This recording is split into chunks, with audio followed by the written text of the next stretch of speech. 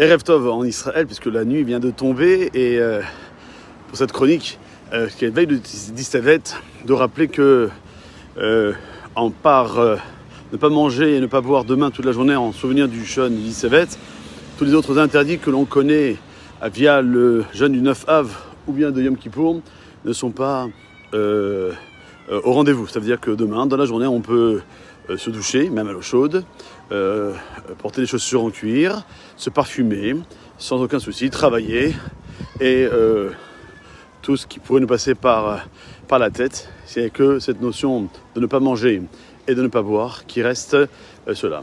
Rappelons qu'un jeûne ne consiste pas uniquement à sauter de repas, mais surtout de l'accompagner de deux éléments.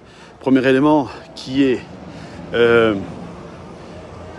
la Teshuvah, car le Distevet est un jeûne, comme on l'a dit hier, qui est extrêmement important sur le fait que ça va provoquer cet assiégement de Jérusalem à la destruction du temple, le 9 Av.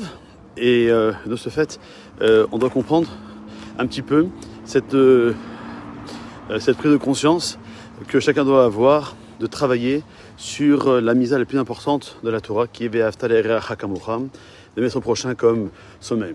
Et puis le deuxième élément qui doit nous animer dans cette journée du Ta'anit, c'est le mot lui-même. Ta'anit s'écrit Tav Ayin Nun Yu Tav.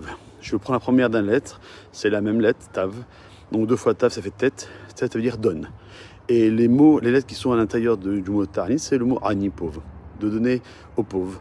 Car le pauvre, comme nous, on ne mange pas durant la journée, mais le pauvre, qui lui aussi a l'obligation de jeûner demain, il veut aussi avoir de quoi manger dès que la journée prendra fin.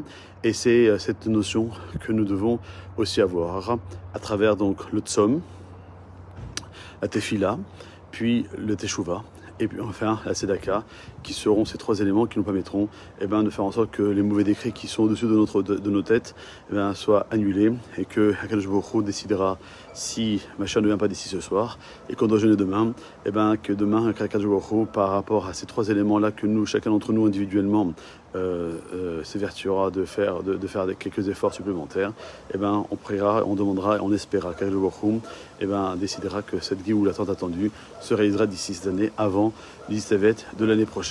Passez une bonne journée et d'avance Tzom Kal. Kol Tov.